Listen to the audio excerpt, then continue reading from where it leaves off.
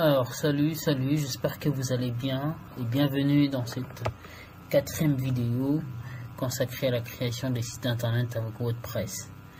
Donc nous sommes sur un enchaînement de tutoriels qui va vous amener à effectivement avoir votre site internet clé en main et avec tout ce dont vous avez besoin. Alors, la dernière vidéo, c'était de lancer les processus de création du site internet avec l'intelligence artificielle. J'espère que vous y êtes arrivés et félicitations à tous ceux qui ont pu créer leur site internet. Donc, vos sites sont déjà prêts en ligne et accessibles. Ils peuvent être consultés de n'importe où. Alors, voilà. Maintenant, aujourd'hui, cette deuxième partie des vidéos va être consacrée à la personnalisation, puisque le site internet qui est généré est un site un peu générique où voilà, c'est pas trop peut-être à vos goûts du point de vue des décorations, de couleurs, des images, des textes, tout ce que vous voudriez apporter comme amélioration dans votre site internet. C'est dans cette deuxième série des vidéos que vous allez pouvoir le faire. Maintenant, aujourd'hui, ce qu'on va faire, c'est aller sur les tableaux de bord WordPress pour pouvoir personnaliser votre site internet. Mais avant d'y aller, j'aimerais qu'on fasse une petite vérification. C'est-à-dire, il faut que vous vérifiez que votre site internet est bien sécurisé, puisque un site internet non sécurisé court beaucoup de dangers et peut d'un jour à un autre se retrouver bloqué. Alors, pour vérifier que votre site est sécurisé sinon si c'est pas sécurisé, d'activer la sécurité, alors je vais vous inviter à venir ici dans le site web. Liste des sites web, vous allez chercher votre site web ici, diandung.com, tout ça. Bon, je vais utiliser comme exemple de diandung.store. Alors, pour aller vérifier votre niveau de sécurité, vous venez dans le site, vous cliquez sur tableau de bord. Après, dans le menu ici à gauche, vous allez chercher sécurité.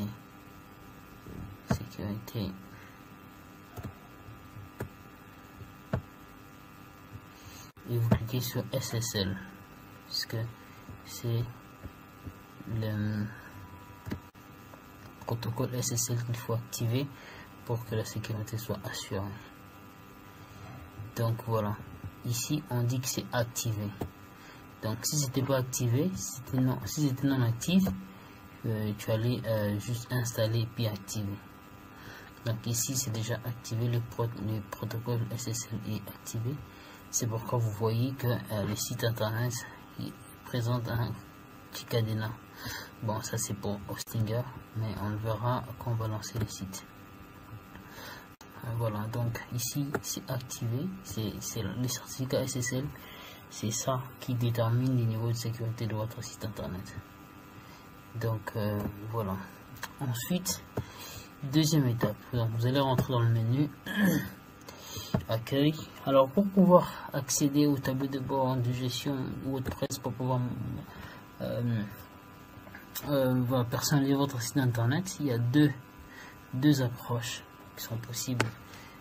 Non, la première, c'est de venir ici dans site web, dans liste des sites web. Après, vous descendez, vous allez sur votre site, bon, le site de notre test, c'est diandung.store. Vous cliquez sur admin WordPress. Ça va vous rediriger vers WordPress.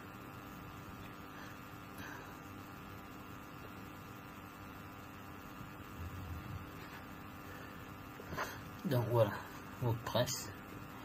Vous allez cliquer sur l'icône de WordPress pour que vous entriez totalement dans l'espace des tableaux de bord de WordPress. Donc nous y voilà.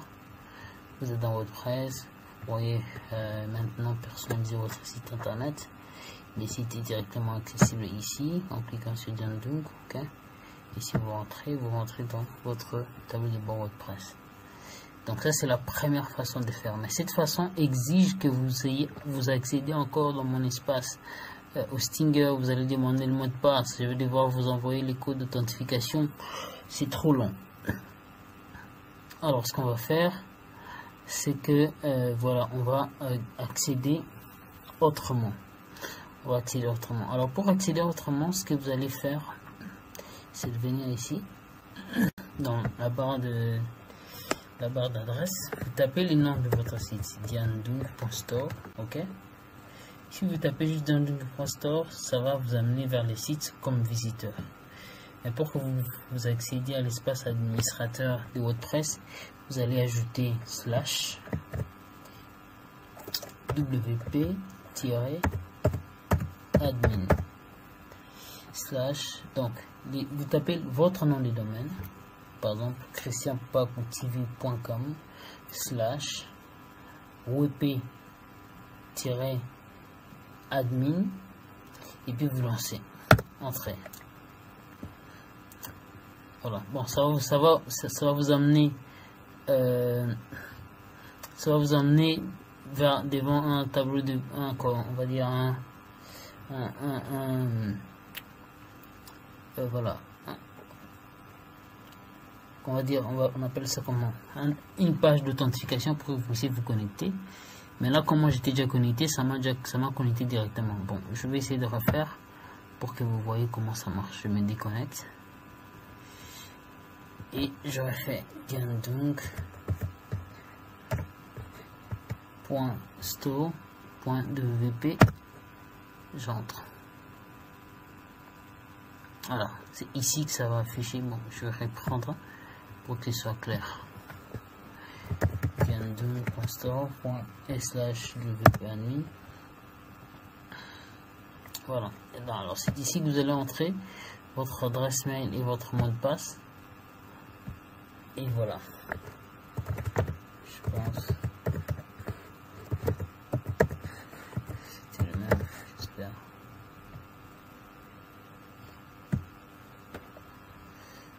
Non, ça va finir.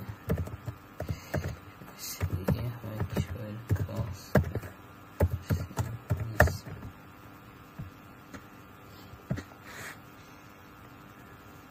Et voilà, donc vous entrez votre mot de passe et votre adresse